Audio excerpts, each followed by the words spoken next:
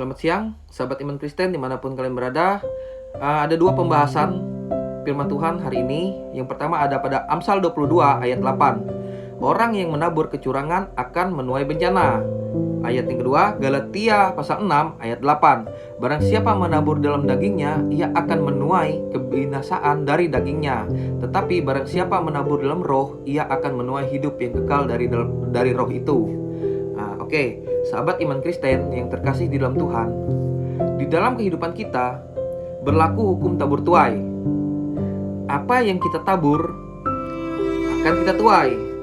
Menabur kebaikan akan menuai kebaikan juga. Menabur kejahatan akan menuai kejahatan juga, atau sesuatu yang buruk akan kita alami. Nah, ini ada contoh sahabat iman Kristen yang terkasih dalam Tuhan tentang menabur keburukan dan menuai keburukan. Misalnya kita menduakan pasangan kita anggap aja namanya si api untuk yang cowok dan si air untuk wanitanya.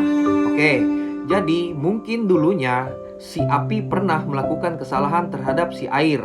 Mungkin dia pernah menduakan si air, tapi bukan berarti si air harus ngebalas juga dengan cara yang sama ke si api. Akhirnya tanpa kita sadari, jika kita membalas dengan perbuatan yang sama, secara tidak langsung kita sudah menabur keburukan. Dan bahkan bukan hanya 1 kali lipat keburukan yang kita tabur teman-teman, melainkan 3 kali lipat keburukan yang kita tabur. Bahkan di saat kita dengan orang yang baru atau pasangan baru kita, maka apa yang akan kita tuai nanti ya akan sama 3 kali lipat juga teman-teman yang terkasih di dalam Tuhan. Gitu. Oke, kenapa hal itu bisa terjadi?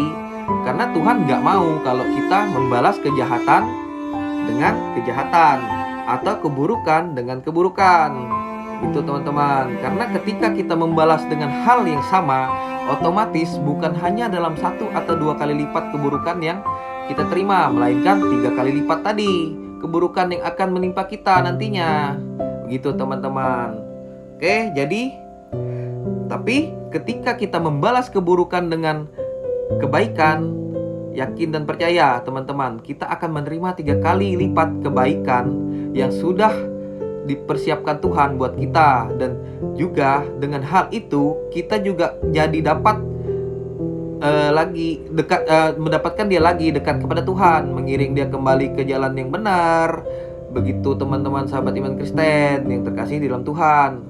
Nah, buat yang terberkati dengan firman Tuhan siang hari ini, yuk sama-sama kita katakan amin.